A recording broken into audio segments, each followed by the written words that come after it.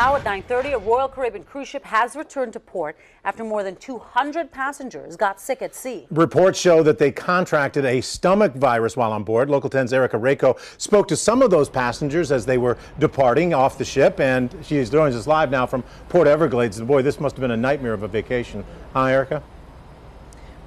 Yeah, a lot of the people we talked to couldn't wait to get off of this cruise ship early this morning. It left here Port Everglades December 11th for Labadee, Haiti, and Jamaica. But by day 3, hundreds of people on board felt sick. It was just terrifying. Just the amount of people that were coming in at the same time with vomiting and diarrhea and just looked ghastly.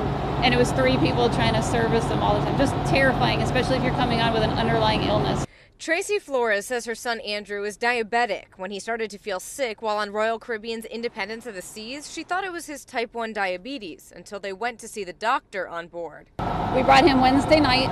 We wheeled him in. They already had a full waiting room. And as we were sitting there, more wheelchairs were coming in, more wheelchairs were coming in, more wheelchairs. Everybody was puking everywhere. They were leaving to go use the bathroom with diarrhea.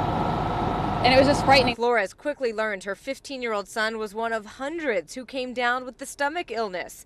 This letter was passed out saying that during the sailing, a small percentage of guests on board experienced gastrointestinal illness, thought to be norovirus.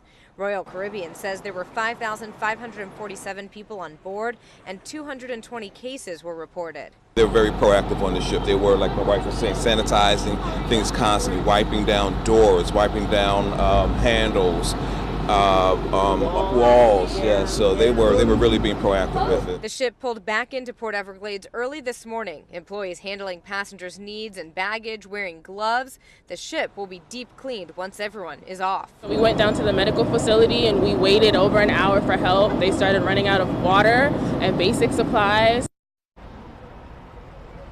And as you can see, there are still a lot of people making their way off of that ship after being on board for 5 days. The cruise ship is scheduled to set sail again on another voyage at 4:30 this afternoon, but according to some people I've talked to, there are still people on board feeling ill.